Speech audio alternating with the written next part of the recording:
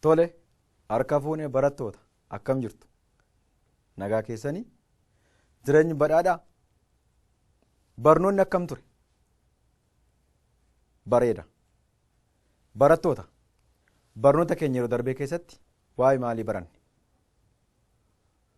Mee mana keessan keessatti waraqaa duwwaa irratti torban darbe waa'ee maalii akka baranne barreessaa. Daqiiqaa tokko isiniifan kenna.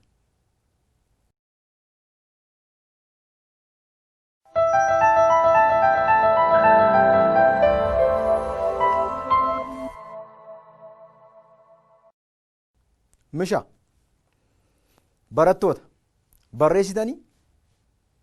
Gaariidha. Wanti isin barreessitanii fi wanti asii isin yaadachiisu akka wal fakkaatu mee ofuma keessan madaalaa. Torban darbe barnoota keenya boqonnaa 7 waa'ee sagalee kan jedhu waliin laalle. Barattoota, sagalee jechuun akaakuu aannisaati. Akkasumas sagaleen hollannaa wantoota itti fufinsa qabu irraa madda. Sagaleen ni uumama. Akkasumas daddarbuu ni danda'a. Sagaleen akkaataa kamiin uumama?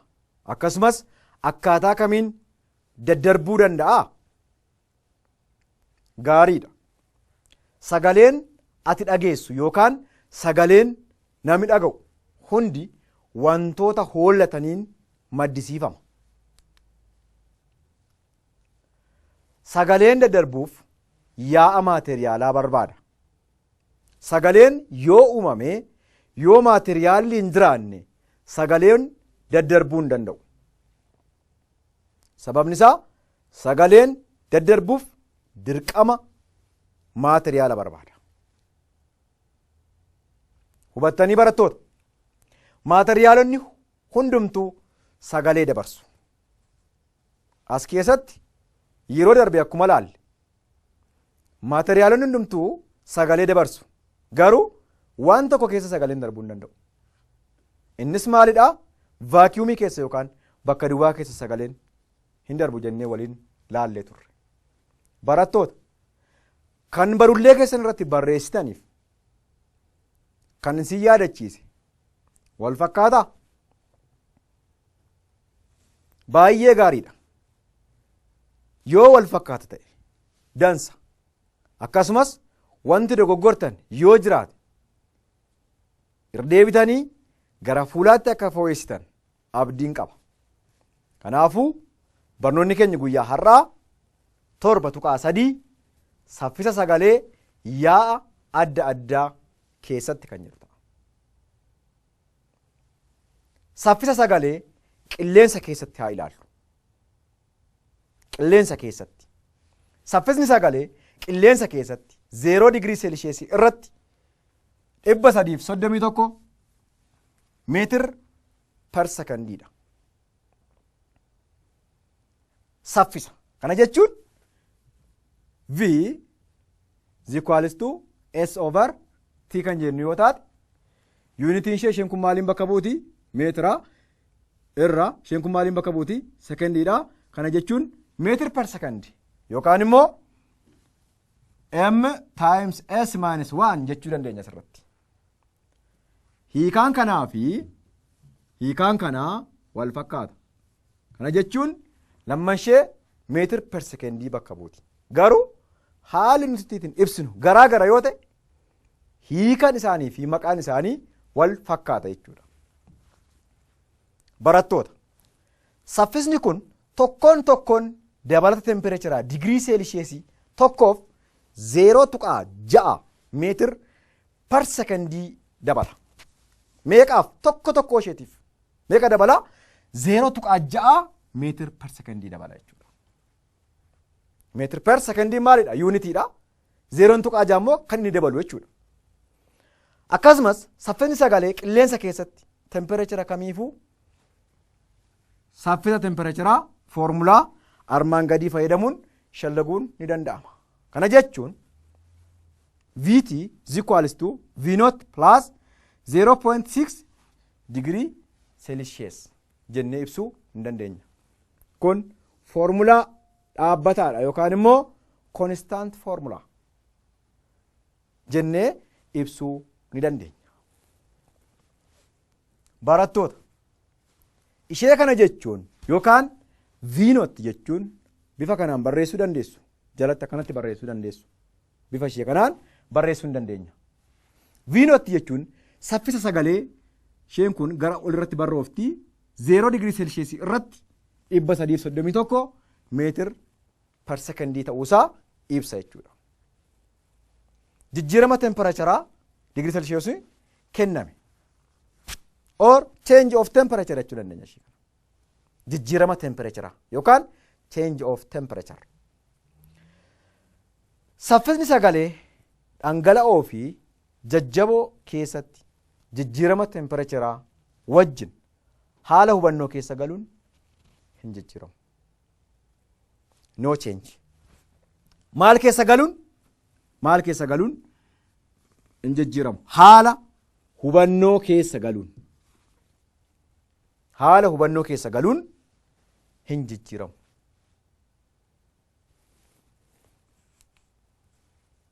Fakkeenyaaf fakkeenyota shallagamoo 7.1 saffisni sagalee qilleensa keessatti 25 digirii seelisheesii irratti hammame. V naughttiin keenya 331 meetir per sekondiidha. Ishee kana fayyadame. Waan isin hubachuu qabdan yeroo hundumaa yeroo kana gaafatamtan gatiin V naughttii keenya maaldhaa dhaabbataadha jijjiiramuu hin danda'u. Isheen kun maaldhaa akka fayyadamnuuf nuu kennamti. Yeroo hundaa nuu kennamti jechuudha. Kennama keenya jalatti V naughttiin keenya 331 meetir per sekondii. Barbaadamaan keenya saffisaa. V is equals to V naught plus 0.6 over 1 degree Celsius. 331 meetir per sekondii da'uu 0.6 meetir per sekondii ida'uu 25 degree Celsius. 331 meetir per sekondii da'uu 15 meetir per sekond. Isheen kun meeqa taati? 346 meetir per sekondii arganna jechaadha. 346 meetir per sekond. Kanaafuu saffisni sagalee 25 digirii Celsius irratti 346 meetir per sekondiidha. Barattoota wanti isin hubachuu qabdan 346 meetir per sekondiin kun saffisni isheen keessatti argamuu dandeessu saffisa sagalee 25 meetir per 25 digirii Celsius irratti jechaadha. Hiika rootulaan saffisni sagalee 25 digirii Celsius irratti 346 meetir per sekondiidha. Meetir per sekondiin maal jenne irraa yuunitiidha waan ta'eef. Gaariidha. Mata dureen haaraan 7.4 balaqqeessa'uu sagalee yookaan gohaa yookaan balaqqeessa'uu sagalee.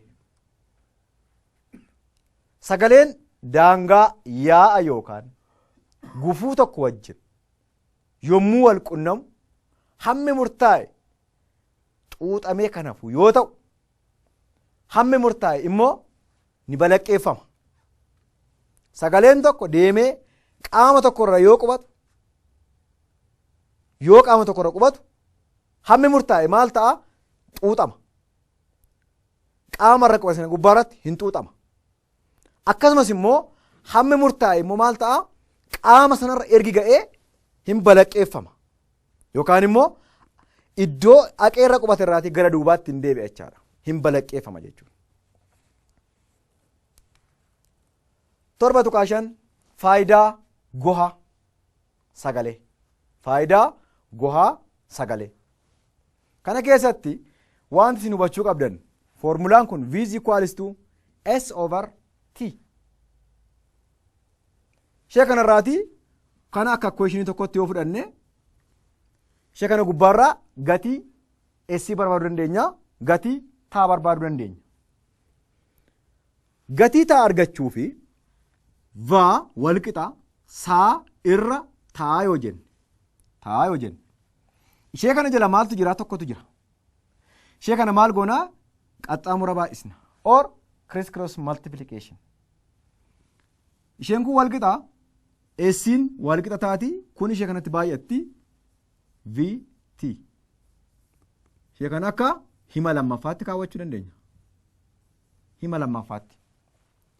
Asirraati immoo gatii taa barbaaduuf S is equals to VT. Ergi jenne amma T qofaatti baasuuf maal goonaa? Asii V firraa, asiinis V firra. V'n kun V kanaan baddi. Maal tafa? Tiin keenya wal qixa S over V. Ishee kanarraa yuunitoota baafachuu hin dandeenya. Fakkeenyaaf yuunitiin V wal qixa meetir per sekondii yoo ta'e, meetir per sekondiin kun eessaa dhufe kan jedhuuf yuunitiin fageenyi kun ittiin bakka bu'u meetira. Kan yeroon kun ittiin bakka bu'u sekondiidha. Kana jechuun va wal qixa saa over taa jechuun fidaa. Yuunitii kana galchaa iddoo kana. Yuunitii as jiru kana fidaatti iddoo kana galchaa. Meetira galchinaas. Asii immoo sekondii qabna. Fidaatti sekondii kanas galchaa. Ishee kana jechuun meetira per sekondiin ishee kanarraati dhufte. Equals to meetira baay'isuu saa akkanatti yoo keenyas kaa'uu hin dandeenya. Kana karaa lamaniin jechuudha. Karaa lamaniin ibsuu hin dandeenya. Kunis fageenyi sagaleen adeeme ida'ama fageenya madda sagalee irraa hamma dirra sagalee balaqqeessaa fi fageenya irraa deebii dirra balaqqeesse irraa hamma madda sagalee waan ta'eef. Barattoota lama saa wal qixa va baay'isuu ta'a jechuudha. Ishee kana irraanfatinaa. Saffisa sagalee qilleensa temperaturaa 15 digirii seelisheesii ta'ee irratti 340 meetir per sekondii yoo fudhanne S'in keenya wal qixa maal taati? S is equals to va taati iddoo kanatti. Gatiin va keenyaa meeqaa? 340. 300 iddoo kana lama qabna. 340 baay'isuu 0.1 sekondiidha. Iddoo kanatti wanti isin hubachuu qabdan sekondiin isheen kuni sekondii ishee kana wajjin baddeetti ammasii. This second is cancelled by this second. Iddoo kanatti maal tafe? Meetiratu hafe.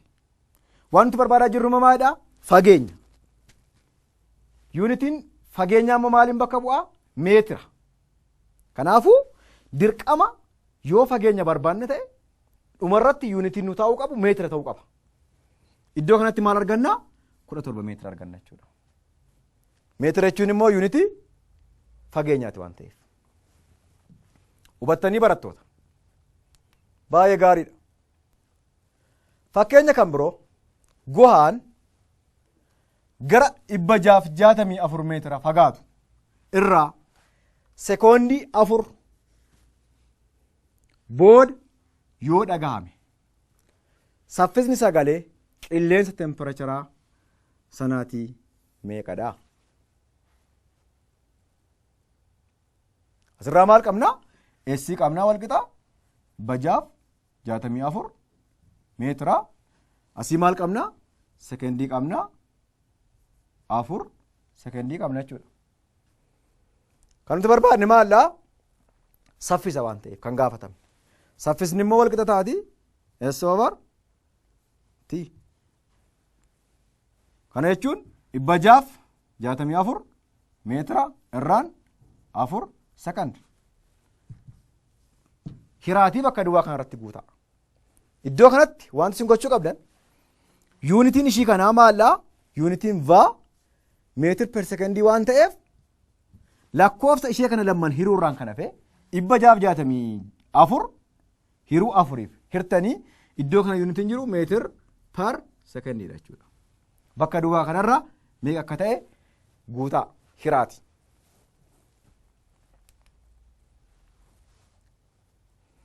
Barnoonni boqonnaa 7 keessatti ilaalle isa kana fakkaata. Waa'ee sagalee keessatti saffisa sagalee 0 digirii seelsheesii irratti 331 meetir per sekendii akka ta'e, meetir per sekendiin yuunitii saffisaa akka ta'e, akkasumas yuunitiin fageenyaa meetira akka ta'e, yuunitiin yeroo sekendii akka ta'e waliin ilaalleerra. Yuunitoota kana keessatti yeroo barbaannu fakkeenyaaf walqixa S/T yoo jenne yoo yeroo kanaan gaafatamne isheen kun maal taati? S = VT yoo taate ishee kana V firree V cancelled by V = T S/V yoo jenne yuunitiin umarratti itti nuti kaa'uu dandeenyu tiin keenya walqixa sekendii irraan V yoo ta'e fidaagam yuunitoota jalqabaa sana iddoo kana meetira irraan meetir per sekendii taati miti barattoota. Meetirri kunii fi meetirri kun wal fakkaatti waan ta'eef waliin baddi. Kana jechuun tokko irraan sekendiidha. Kana jechuun immoo sekendii tokko baay'isuu sekendii irraan tokko taati. Kana jechuun walqixa maal taati? Sekendii jennee kaa'uu danda'u nurra jiraata jechaadha. Ishee kana dagachuun isin irra hin jiraatu. Foormuloota akkaataa kamitti baasnee akka gargaaramnu ikweeshinoota kana gubbaarraati ikweeshinii 3 baasuu danda'uun akkasumas immoo yuunitoota akkaataa kamitti itti fayyadamuu akka dandeenyu baasuun dirqama keenya jechaadha. Yoo kana beekne nu rakkisu. Kanaafuu barnoonni keenya guyyaa har'aa kana fakkaata. Kan itti aanu boqonnaa 8. Elektirikisiitii fi maagneetizimii. Elektirikisiitii fi maagneetizimii. 8.1 maagneetota. Barattoota. Maagneetii jechuun maal jechuudha? Gaaffii kan dhaggeeffadhaa. Tokkoffaa irratti maagneetii jechuun maal jechuudha?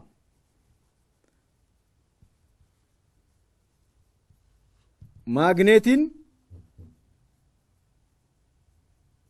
maali? Lammaffaa irratti maagneetiin mana keessan keessa jiraa? Maagneetonni kanneen akkamiitu jira? Gosa meeqa jira? Maagneetii maal fa'aa beektu? Gosoota maagneetii. Gosoota maagneetii. Barreessi.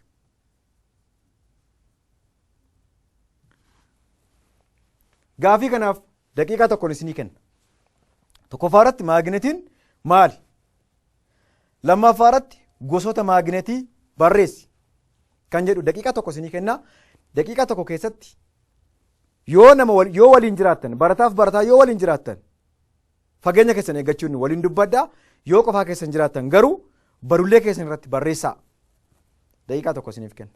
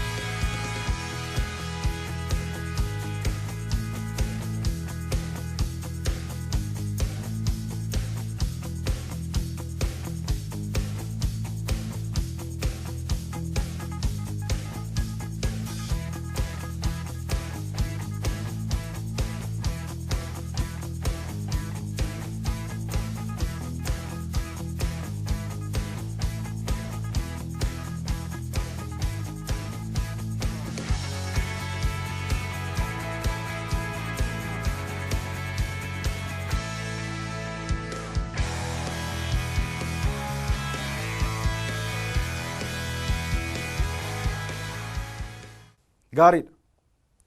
Barreessanii barattoota. Mana keenya keessa maagneetiin jiraa? Maagneetii kan akkamii fa'aa beektu? Barattoota. Yookaan moobaayilii qabaachuu dandeessu, yookaan reediyoo qabaachuu dandeessu. Reediyoo keessa yookaan moobaayilii keessa maagneetiin jira jettanii yaaddu?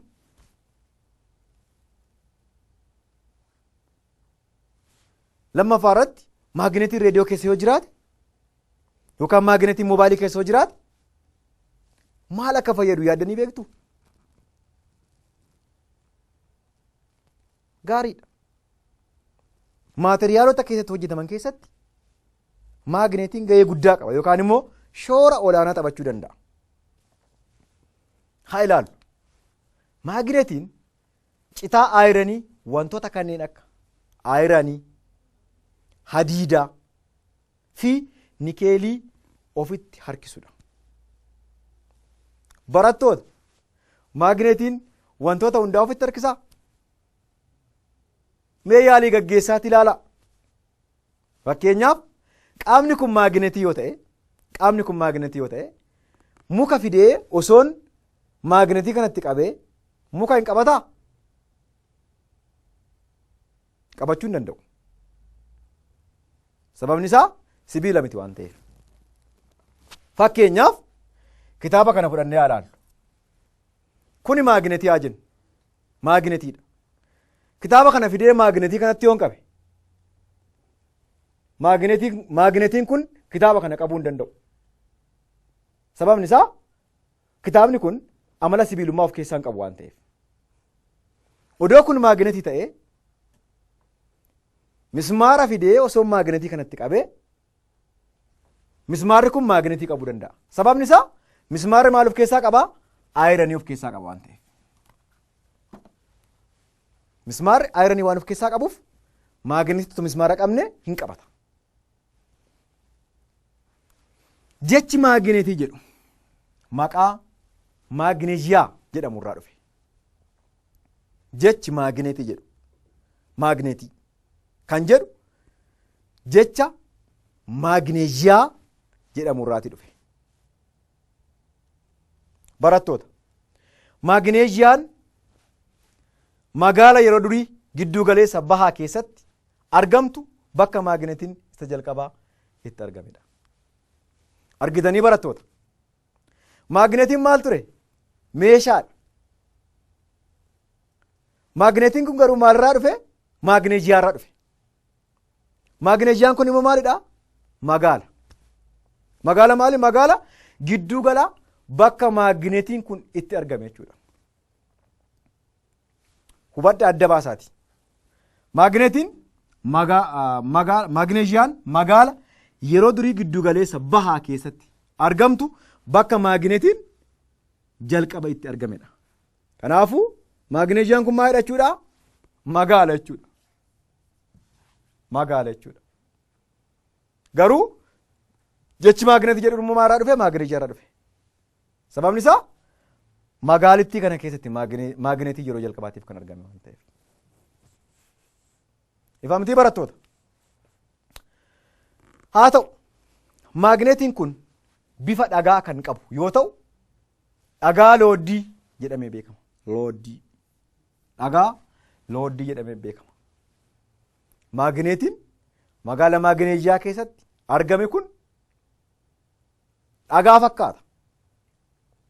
Maagneetiin kun immoo dhagaa looddii kan jedhamu irraati kan inni argame yookaan immoo kan inni dhufe jechuudha. Yookaan dhagaa looddii jedhameetu beekama ture.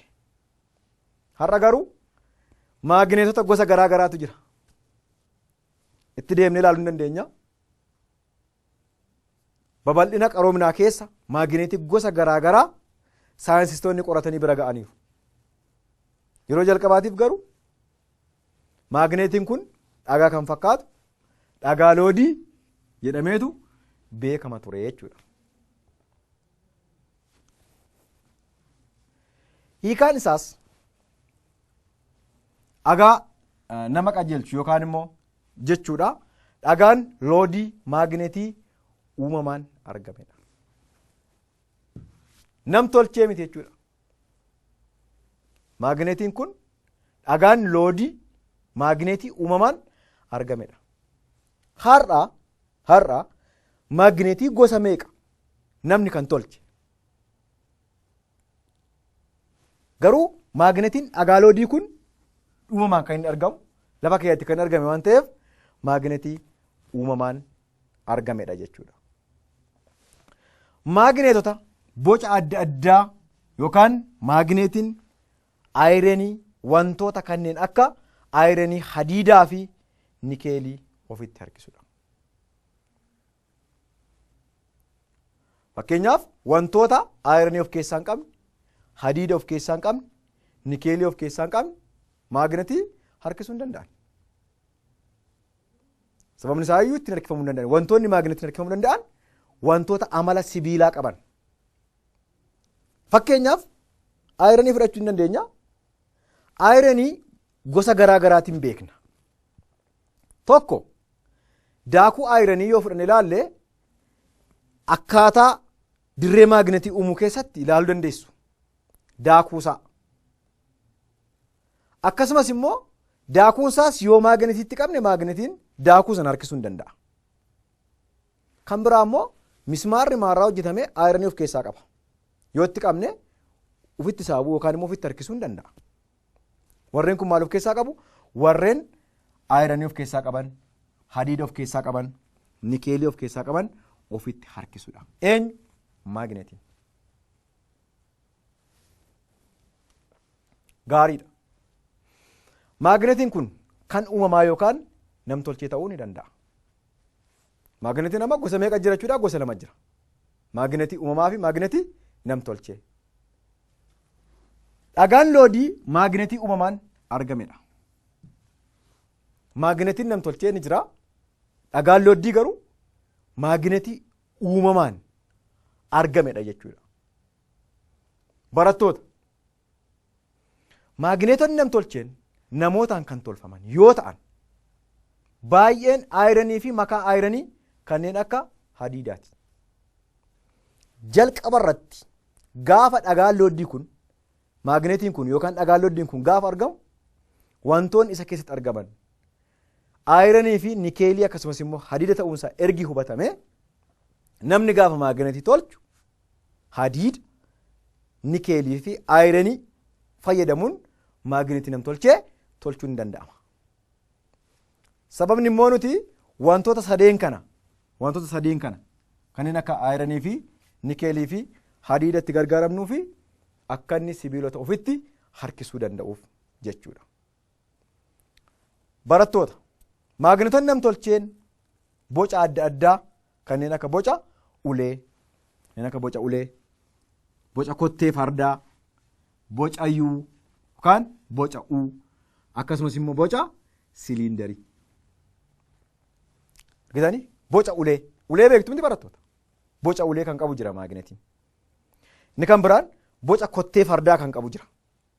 Inni kan biraan boca uu yookaan immoo qubee uu kan fakkaatu yookaan immoo qubee yuu kan fakkaatu maagneetiin jira. Akkasumas boca siliindarii kanneen akkanatti jiran jiru. Fakkeenyaaf maagneetii iddoo kan jiru ta'e.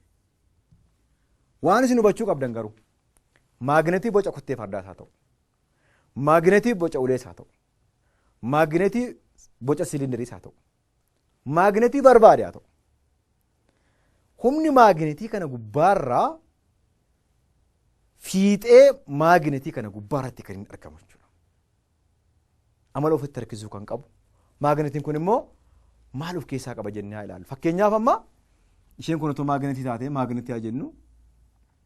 Isheen kun boca siliindarii kan qabdu yoo taate humni maagneetii kanaa amma iddoo kana gubbaarra jira. Bantoo maali? Bantoo kaabaa. Bantoo lama qaba maagneetiin kun. Bantoo kaabaa fi bantoo kibbaati. Bantoo kibbaa. North and South. Bantoon kun asirraan kan jirudha. Asirraan jira.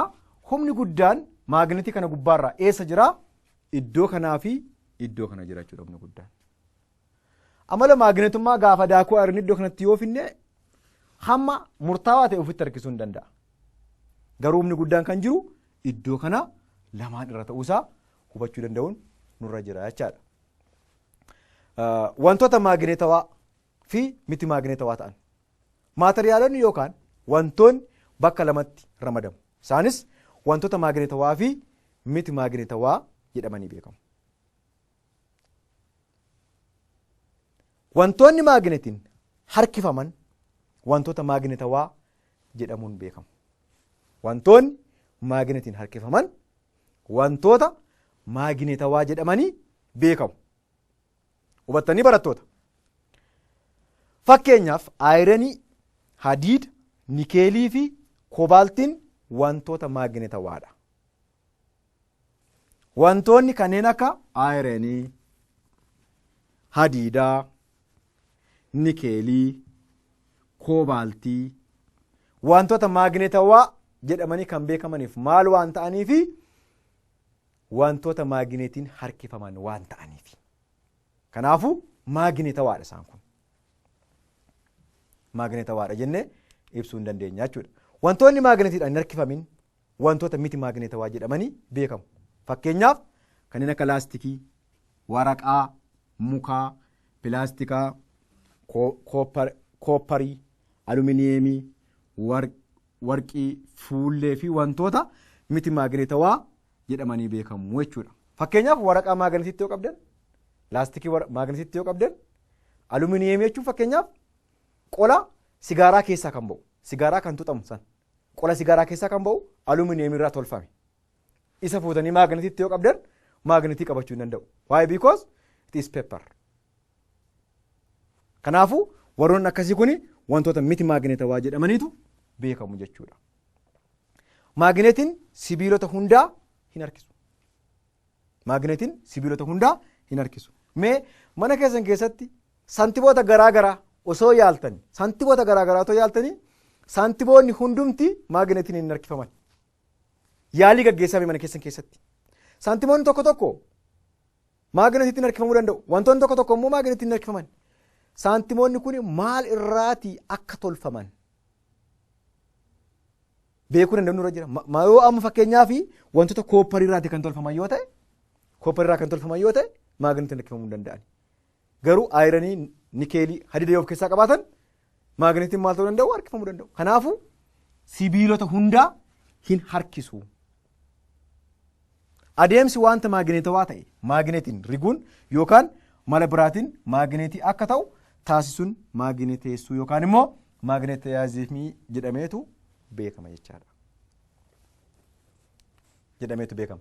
Akkasumas fiixeen maagneetii gonnonnee mismaarichaa rigaa ture bantoo kaabaa yoo ta'e fiixee isaa dhumaa kan mismaarichaa yookaan kan ulee hadiidichaa bantoo kibbaa ta'a jechuudha. Kana jechuun barattoota fakkeenyaaf kun maagneetii yoo ta'e asii mismaara qabadhee mismaara kana maagneetiitti riga akkasitti itti yoo rigee amala maagneetummaa qabaachisuu nan danda'a. Amalli maagneetota lamatu jira waan ta'eef maagneetii gonnonnee fi maagneetii sinsinnee kan jedhamu jira. Gaafan akkanatti mismaara kanatti rigu amala maagneetummaa sinsinnee akka inni qabaatu gochuu nan danda'a. Yeroof garuu amalli maagneetummaa isaa irra hin turu. Yeroo muraasan booddee maal ta'uu danda'a? Mismaara kanatti rigee yoon sibiila biraatti qabe mismaarri kun ofitti harkisa. Yeroo muraasan booda garuu mismaarri itti rigee kun ofitti harkisuu hin danda'u. Sababni isaa amalli maagneetummaa isaa amala maagneetummaa sinsinnee waan ta'eef amala maagneetummaa isaa maal godhaa? Dafee gallakkisaa jechuudha. Baay'ee gaariidha. Walumaa galatti barnoonni keenya guyyaa har'aa waa'ee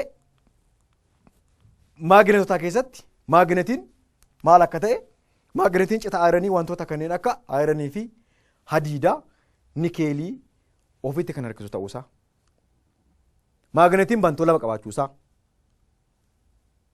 bantoo kaabaa fi bantoo kibbaa, wantoonni maagneetiin harkifaman wantoota hadiida, nikeelii, ayiranii of keessaa qaban yoo ta'e, maagineetiin harkifamuu akka danda'an. Wantoonni maagineetiin harkifaman maagineetawaa akka jedhaman. Wantoonni maagineetiin hin harkifamne miti maagineetawaa akka jedhaman. Waliin laalleerra. Akkasumas maagineetiin jecha maagineeziyaa jedhu irraa akka dhufe. Maagineeziyaa kan jedhu immoo magaala baha giddu galeessaa yookaan maqaa magaala baha giddu galeessaati. Eenyu maagineeziyaan. Kanaafuu maagineetiin kun magaala baha giddu galeessaa maagineeziyaa jedhamtu keessatti waan argameef maagineeziyaa kan jedhu kanarraa fuudhamee maagineetii jedhamee moggaafameera. Maagineetiin yeroo jalqaba fakkiitti argame kun immoo maagineetii uumamaati. Malee maagineetii namtolchee miti. Maqaan maagineetii kanas dhagaa loodii jedhameetu beekama. Dhagaa loodii jedhameetu beekama. Maagineetonni immoo haala uumama isaanii irratti bakka lamatti qoodamu. Maagineetii uumamaa fi maagineetii namtolcheeti. Fakkeenyaaf inni nuti maagineetii boca U, boca silindarii, boca kottee fardaa jennee ibsaa turre kuni maagineetota namtolchee ta'uu isaanii hubachuu danda'uun isinirra jiraata. Barattoota barnoonni keenya guyyaa har'aa asuma irratti kan raawwatu ta'a. Torban mata duree amaloota maagineetii jedhuun hanga walitti deebinutti nagaatti turaa, galatoomaa, carraa gaarii isiniif haa ta'u. Thank you.